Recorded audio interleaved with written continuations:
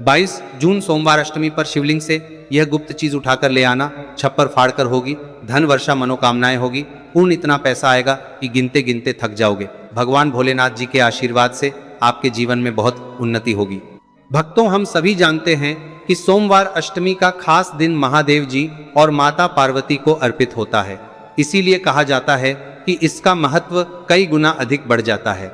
और भक्तों, ऐसी दुर्लभ तिथियां साल में केवल एक ही बार आती हैं। तो यदि इस दिन सभी शिव भक्त भोलेनाथ की विधि विधान से पूजा अर्चना करते हैं तो भक्तों की सभी प्रकार की मनोकामनाएं पूर्ण हो जाती हैं। भक्तों, कई बार लोगों के मन में प्रश्न आता है कि क्या पूजा केवल मंदिर में ही करनी चाहिए। वास्तव में मंदिर और घर दोनों स्थानों का अपना महत्व होता है। मंदिर सामूहिक श्रद्धा, अनुशासन और आध्यात्मिक वातावरण का प्रतीक माना जाता है, जबकि घर में की गई पूजा दैनिक साधना का प्रतीक मानी जाती है। इसलिए जहां भी पूजा करें वहां श्रद्धा और मर्यादा बनाए रखना अधिक महत्वपूर्ण माना जाता है। यदि आप इस दिन मंदिर जाते हैं तो अपने साथ श्रद्धा के अनुसार जल, स्वच्छ पुष्प और सामान्य पूजन सामग्री लेकर जा सकते हैं। कई परंपराओं में घर से जल लेकर जाना अपने परिवार और जीवन की शुभकामनाओं का प्रतीक माना जाता है। कुछ लोग श्रद्धा अनुसार बेलपत्र, पुष्प और दीपक अर्पित करते हैं। यहाँ सबसे महत्वपूर्ण बात सामग्री नहीं बल्कि पूजा का भाव, मन की पवित्रता और आचरण की सरलता मानी जाती है। कई लोग इस दिन शिवलिंग पर अर्पित सामग्री को अत्यंत सम्मान और मर्यादा से देखते हैं। इसलिए मंदिर की परंपराओं और स्थानीय नियमों का पालन करना आवश्यक माना जाता है।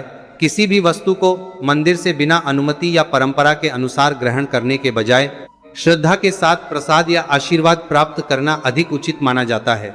यदि आपके जीवन में चिंता, तनाव, निर्णयों की उलझन, कार्यों में रुकावट या मानसिक अस्थिरता महसूस हो रही हो तो इस दिन कुछ समय निकालकर शांत बैठें, भगवान शिव का स्मरण करें, नमः शिवाय का जाप करें और अपने जीवन में धैर्य, संयम, सद्भाव और अच्छे कर्मों का संकल्प लें।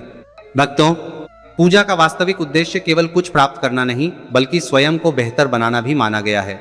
इसलिए इस सोमवार अष्टमी पर केवल अपनी इच्छाएं ही न रखें बल्कि जीवन में जो कुछ मिला है उसके लिए आभार भी व्यक्त करें। परिवार के सुख, समाज के कल्याण और अपने मन की शांति के लिए भी प्रार्थना करें। घर क्या लेकर आना है? पहली सामग्री। इस परंपरा में सबसे पहले घर से स्वच्छ जल लेकर भगवान शिव को अर्पित करने की बात कही जाती है।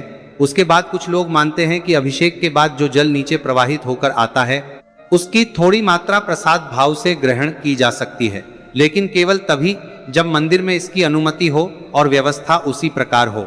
इस जल को कई लोग घर लाकर घर के मुख्य द्वार, पूजा स्थान या घर के कोनों में श्रद्धा से छिड़कते हैं। इसका भाव यह माना जाता है कि व्यक्ति अपने घर में शांति, सकारात्मकता और ईश्वर स्मरण का वातावरण बनाए। इसे किसी चमत्कारी वस्तु की तरह नहीं बल्कि आस्था और प्रार्थना के प्रतीक के रूप में देखा जाता है। घर लाने के बाद इसे सम्मानपूर्वक उपयोग किया जाता है और मन में यह संकल्प लिया जाता है कि घर में मधुर व्यवहार, संयम और शुभ विचार बनाए रखेंगे। दूसरी सामग्री। कई पारंपरिक मान्यताओं में एक छोटा डिब्बा लेकर उसमें काली मिर्च रखकर मंदिर ले जाने का उल्लेख मिलता है। पूजा के समय उसे भगवान के चरणों में प्रत्यक्ष अर्पित नहीं किया जाता बल्कि कुछ लोग उसे अपने संकल्प का प्रतीक मानकर साथ रखते हैं और फिर वापस घर ले आते हैं। घर लाकर उसे पूजा स्थान या स्वच्छ स्थान पर रखा जाता है। इसका भाव यह माना जाता है कि जब भी व्यक्ति किसी महत्वपूर्ण कार्य, निर्णय, नौकरी, व्यापार या नए प्रयास की शुरुआत करे तो वह पहले अपने मन को स्थिर करे, जल्दबाजी कम करे और ईश्वर का स्मरण करके आगे बढ़े। यहाँ मुख्य उद्देश्य वस्तु नहीं बल्कि वह संकल्प माना जाता है जो व्यक्ति पूजा के समय अपने भीतर बनाता है। तीसरी सामग्री। कुछ लोक परंपराओं में लाल कपड़े में लौंग और कपूर बांधकर मंदिर ले जाने और पूजा के बाद उसे वापस घर लाने की बात कही जाती है।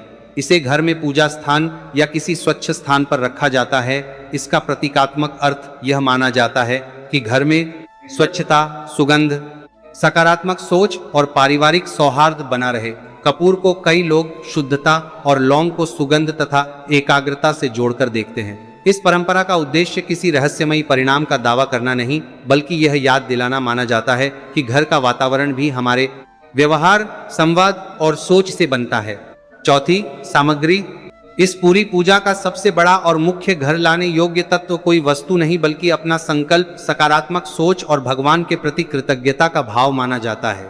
जब व्यक्ति मंदिर जाकर कुछ समय शांत बैठता है, प्रार्थना करता है और अपने जीवन को बेहतर बनाने का निर्णय लेकर लौटता है तो वही इस पूजा का सबसे मूल्यवान प्रसाद माना जाता है। घर लौटते समय मन में यह भाव रखा जाता है कि क्रोध कम करेंगे, परिवार को समय देंगे, मेहनत करेंगे, ईमानदारी रखेंगे और जीवन की कठिनाइयों का सामना धैर्य से करेंगे।